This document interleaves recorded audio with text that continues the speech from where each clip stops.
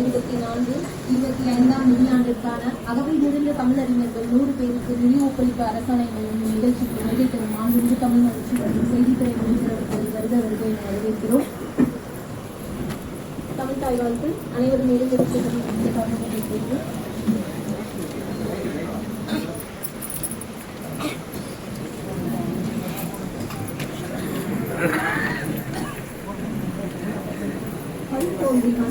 காலத்தில் வாழோடு முன் தோன்றிய மூத்த குடியின் அடையாளம் அன்பின் அந்த தமிழகம் அகவை முதிர்ந்த தமிழறிஞர்கள் உதவித்தொகை வழங்கும் திட்டம் சிறப்பாக செயல்படுத்தப்பட்டு வருகிறது. இதுவரை 1534 தமிழறிஞர்கள் இத்திட்டத்தின் மூலம் பயனடைந்துள்ளனர். அதன்படி 2024-25 நிதியாண்டிற்கு தெரிவு செய்யப்பட்ட 100 அகவை முதிர்ந்த தமிழறிஞர்களுக்கு நிதி ஒப்பளிப்பு அரசாணை வழங்கும் நிகழ்ச்சி இங்கே நடைபெறுகிறது. இவ்விழாவிற்கான வரவேற்புரையை வழங்க தமிழ் வளர்ச்சித்துறை துணை இயக்குநர் அவர்கள். நன்றிமா. அடுத்ததாக வாழ்த்துறை வழங்குவதற்காக தமிழ் வளர்ச்சி மற்றும் செய்தித்துறை அரசு செயலாளர் அவர்களை அன்புடன் அழைக்கிறோம். மரியாதைக்கு முறைய மாண்புமிகு தமிழ் வளர்ச்சி மற்றும் செய்தித்துறை அமைச்சர் அவர்களுக்கும் இந்த விழாவில் கலந்து கொண்டு சிறப்பு சேர்க்கும் மதிப்பிற்கும் மரியாதைக்கு முறைய தமிழ் வளர்ச்சித்துறை இயக்குநர் அவர்களுக்கும் வரவேற்புரையாற்றிய தமிழ் வளர்ச்சித்துறை துணை இயக்குநர் அவர்களுக்கும் தமிழ் வளர்ச்சித்துறை சார்ந்த அனைத்து அலுவலர்களுக்கும் இந்த ஒப்பளிப்பு ஆணை பெற வருகை புரிந்துள்ள தமிழறிஞர்களுக்கும் அவர்களது குடும்பத்தினருக்கும் தமிழ் வளர்ச்சித்துறையின் சார்பில் எனது வணக்கத்தை முதலில் தெரிவித்துக் கொள்கிறேன். மாண்புமிகு தமிழ்நாடு முதலமைச்சர் அவர்கள் தலைமையில் இந்த தமிழ் வளர்ச்சித்துறையில் பல்வேறு திட்டங்கள் நமது தமிழ் வளர்ச்சி மற்றும் செய்தித்துறை அமைச்சர்களின் வழிகாட்டுதலின்படி நிறைவேற்றப்பட்டு வருகின்றன. அதன் ஒரு பகுதியாக இந்த அகவை முதிர்ந்த தமிழறிஞர்களுக்கும் நிதி ஒப்பளிப்பு வழங்குவதற்கான ஆணைகள் இதுவரை 4 ஆண்டுகளுக்கு இதுவரை வழங்கப்பட்டு வருகிறது. இப்போது வழங்கப்படுவது 4வது கால ஆண்டு.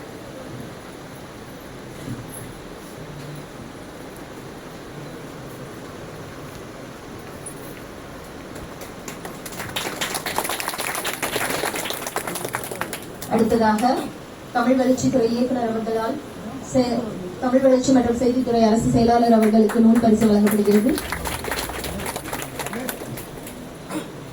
தற்போது 2024-25 நிதியாண்டிற்கு தெரிவு செய்யப்பட்ட 100 அகவை முதிர்ந்த தமிழறிஞர்களுக்கு நிதி ஒப்பளிப்பு அரசாணைகள் வழங்கும் நிகழ்ச்சிக்கு விழா பேருரையாற்ற மாண்புமிகு தமிழ் வளர்ச்சி மற்றும் செய்தித்துறை அமைச்சர் அவர்களை அன்புடன் அழைக்கிறோம்.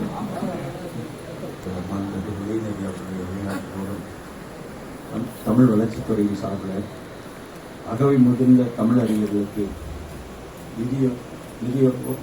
நிதி ஒப்பளிப்பு அரசாணை வழங்குகிற சிறப்பு வாய்ந்த நிகழ்ச்சிக்கு வரவேற்புரை ஆற்றியிருக்கின்ற தமிழ் வளர்ச்சித்துறை துணை இயக்குநர் திருமதி சத்யபிரியா அவர்கள், இந்த நிகழ்ச்சியில் கலந்து கொண்டு வாழ்த்துறை வழங்கி அமர்ந்திருக்கிற தமிழ் வளர்ச்சி மற்றும் செய்தித்துறையினுடைய அரசு செயலர் மரியாதைக்குரிய ராஜாராமன் IAS அவர்கள், நன்றி உரை ஆற்ற இருக்கின்ற நிகழ்ச்சி ஒருங்கிணைத்து நன்றி உரை ஆற்ற இருக்கின்ற தமிழ் வளர்ச்சி துறையினுடைய இயக்குனர் மரியாதைக்குரிய அவை அலுவலர்கள், துறையினுடைய அலுவலர்கள், இந்த நிகழ்ச்சியில கலந்து கொண்டு அரசாணை பெற வருகின்ற தமிழ் சான்றோர்களை, அருகும் முந்த தமிழ் அறிஞர்களை, அவருடைய உற்றார் உறவினர்களை, நண்பர்களை, பத்திரிகை மற்றும் தொலைக்காட்சி ஊடகங்களை சார்ந்த நண்பர்களை, உங்கள் அனைவருக்கும் என்னுடைய காலை வணக்கத்தை உரித்தாக்குகிறேன். சற்று காலதாமதமாக வரவேண்டிய ஒரு சூழ்நிலை, பல்வேறு நிகழ்ச்சிகள், எனவே விரைவாக நிகழ்ச்சியை நிறைவு செய்ய வேண்டிய ஒரு சூழ்நிலை. இன்றைக்கு இந்த நிகழ்ச்சி 2024 மற்றும் 25 நிதியாண்டிற்கான அரசாணை அகவை முதிர்ந்த தமிழறிஞர்களுக்கு இன்றைக்கு இந்த நிதியுரை வழங்குகிற அரசாணை வழங்குகிற நிகழ்ச்சியாக இந்த சிறப்பு வாய்ந்த நிகழ்ச்சி இன்று நடைபெற்றுக் கொண்டிருப்பது, அதிலே கலந்து கொண்டு உங்களை எல்லாம் சந்தித்தது அதிலே மகிழ்ச்சி அடைகிறேன். இந்த வாய்ப்பை உருவாக்கி தந்த மாண்புக்கு தமிழ்நாடு முதலமைச்சர் அவர்களுக்கும் மாண்புக்கு துணை முதலமைச்சர் அவர்களுக்கும் தாங்கிய வாக்காள பெருமக்களுக்கு இந்த நேரத்தில் நெஞ்சம் வெளியிட்டார்கள். இன்றைக்கு தமிழ் வளர்ச்சிக்கு நம்முடைய மாண்புக்கு முதலமைச்சர் அவர்கள், மாண்புக்கு துணை முதலமைச்சர் அவர்களும் பல்வேறு ஆலோசனைகளை வழங்கி வருகிறார்கள். நான் அதிகம் சொல்ல வேண்டிய அவசியம் இல்லை. ஏற்கனவே நீங்கள் எல்லாம் அறிந்தவர்கள், தெரிந்தவர்கள் தான், வாசிக்கக்கூடியவர்கள், செய்திகளை அறிந்து கொள்ளக்கூடியவர்கள் என்பதில் எந்த எல்லளவும் மாற்றமில்லை. எனவே உங்களுக்கு போய் நான் சொல்வது கொல்லந்தெருவில் ஊசி விற்கிற கதையாக கூட மாறுகிறது. எனவே இந்த வகையில் நம்முடைய மாண்புக்கு முதலமைச்சர் அவர்கள் முத்தமிழறிஞர் ஐயா கலைஞர் அவர்கள் எப்படி தமிழை நேசித்தார்களோ தன் உயிரையும் விட மேலாக நேசித்தார்கள்.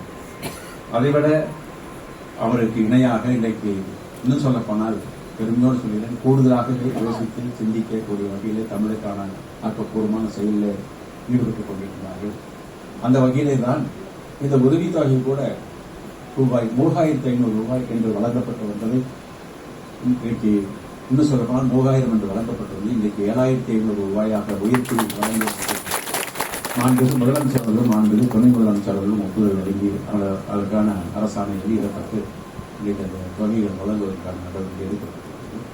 அதேபோல ஆண்டுதோறும் 100 பேர் என்கிற தமிழறிஞர்களுக்கான எண்ணிக்கையை 150ஆக உயர்த்துவதற்கும் மாண்புமிகு முதலமைச்சர்.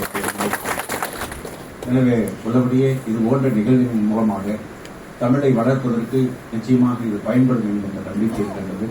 எனவே கடந்த இன்றைக்கு நம்முடைய தமிழ் வளர்ச்சித் துறையில கூட நம்முடைய டிஎன்பிஎஸ்சி என்கிற அரசு பணியாளர் தேர்வு வாரியத்தின் மூலம் இன்றைக்கு உதவி இயக்குநர்கள் பணியெல்லாம் கூட நியமிக்கப்பட்டது நீங்கள் எல்லாம் அறிந்திருக்கிறீர்கள். எனவே அந்த வகையில் இதெல்லாம் தமிழ் படித்தவர்களுக்கு, தமிழ் இளங்கலை படித்தவர்களுக்கு கூட அந்த வாய்ப்பை உருவாக்கி தந்து இன்றைக்கு மாண்புமிகு முதலமைச்சர் உத்தரவின் பேரும் மாண்புமிகு துணை முதலமைச்சர் விளையாட்டுகளோடு இன்றைக்கு முதலாக தமிழ் வளர்ச்சித்துறை வரலாற்றிலேயே இன்றைக்கு பணி நியமனம் வழங்கப்பட்டு அவர்களெல்லாம் பணியில் ஈடுபட்டிருக்கிறது என்பதை இந்த நேரத்தில் நான் பெருமையோடு சுட்டிக்காட்ட விரும்புகிறேன். என்று சொன்னால் தமிழ் படித்தவர்கள் கூட தமிழ் வளர்ச்சித்துறையில் பணி இல்லை என்கிற ஒரு சூழ்நிலை இருக்கக்கூடாது என்று முதலமைச்சர் அவர்கள் உத்தரவிட்டு இன்றைக்கு மாண்புமிகு முதலமைச்சர் விளையாட்டுகளோடு அரசாணை வழங்கப்பட்டு இன்றைக்கு அவர்கள் பணி நியமனம் வழங்கப்பட்டு தேர்வு செய்தார். எனவே இப்படி பல்வேறு நடவடிக்கைகளும் அதே போல இன்றைக்கு ஒன்றிய அரசு இன்றைக்கு நான் ஏதோ அரசியல் பேசுகிறேன் என்று கருத வேண்டாம். இன்றைக்கு நம்முடைய தமிழ் வளர்ச்சிக்கு என்று அதே நேரத்தில் ஒதுக்கக்கூடிய நிதிகளை எல்லாம் எந்த அளவுக்கு குறைத்திருக்கிறார்கள், கண்டு காணாமல் இருக்கிறார் என்பது உங்களுக்கு தெரியும். அதே நேரத்தில் இன்றைக்கு மாண்புமிகு முதலமைச்சர் சொன்னார்கள், மாற்று மொழிகளுக்கு நிதி ஒதுக்கப்படுவது எங்களுக்கு ஒன்றும் பிரச்சனை இல்லை, ஆனால் எங்களுக்கு ஒதுக்க வேண்டிய நிதி அரசு மற்றும் ஒன்றிய அரசு வழங்க வேண்டிய நிதி வழங்கினால் இன்னும் நாம் இதில் சிறப்பாக செயல்படுவதற்கான வாய்ப்பு நிச்சயமாக உருவாக்கலாம் என்று சொன்னார்கள். எனவே அந்த வகையில் இன்றைக்கு நாம் ஒன்றிய அரசு மாற்றாண்மை மனப்பான்மையோடு தமிழை பார்க்கக்கூடிய சூழ்நிலை மற்ற மொழிகளை அடிக்கடி திணிப்பதிலே, குறிப்பாக இந்தி போன்ற மொழிகளை, சமஸ்கிருதம் போன்ற மொழிகளை விரும்பாதவர்கள் மத்தியிலே திணிப்பதுதான் இன்றைக்கு கடும் நாம் கோபத்திற்கு ஆளாகிறோம். நம்முடைய மாண்புமிகு முதலமைச்சர்களும் எந்த காலத்திலும் அதற்கு அனுமதி கொடுக்கக்கூடாது என்று இன்றைக்கு நம்முடைய மாண்புமிகு முதலமைச்சர்கள் நடவடிக்கை இருக்கிறது. அந்த வகையில் நான் என்னுடைய கூட பெருமையோடு நான் சுட்டிக்காட்ட விரும்புகிறேன். இந்தி திணிக்கப்பட்ட போது 1996ஆம் ஆண்டு 86ஆம் ஆண்டு அன்றைக்கு அரசு சட்ட நகலை எடுத்த பொழுது அடியேனும் ஒருவனாக எடுத்து அன்றைக்கு சிறைச்சாலையில். எனவே எந்த காலத்திலும் திணிப்பை நாம் ஏற்றுக்கொள்ள மாட்டோம். பிறமொழி திணிப்பு என்பதை இந்த நேரத்தில் மாண்புமிகு முதலமைச்சர்கள் அடிக்கடி சுட்டிக்காட்டுகிறார்கள். எனவே அந்த வழியில் நாம் அனைவரும் நடப்போம். உங்களால் இன்றைக்கு நம்முடைய தமிழ் பாதுகாக்கப்பட்டது என்ற பெருமையோடு உங்களுக்கெல்லாம் இந்த அரசாணை வழியிலே கூடுதல் கல்வி வருகிறேன் என்பதை இந்த நேரத்தில் சொல்லி இந்த வாய்ப்புக்கு நன்றி. திருவண்ணாமலை மாவட்டம் திரு சி தேவசேனன், திருவண்ணாமலை மாவட்டம் திரு ரா ஆதிமூலம், திருவண்ணாமலை மாவட்டம் திரு ரா ஆதிமூலம்,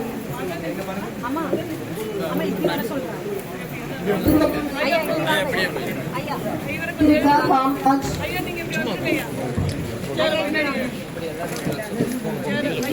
திருவண்ணாமலை மாவட்டம் திரு போ குமார்,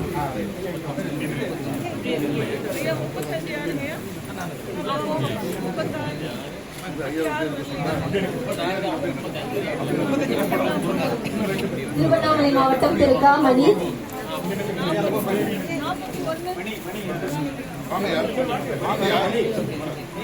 விழுப்புரம் மாவட்டம் திரு ச புகழேந்தி,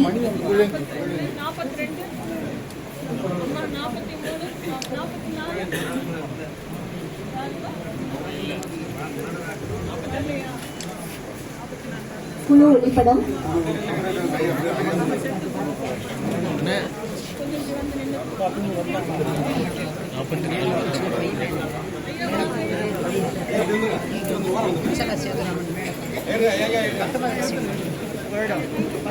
நல்லா பின்னாடி போயிட்டு வழி விடுங்க, பின்னாடி போங்க.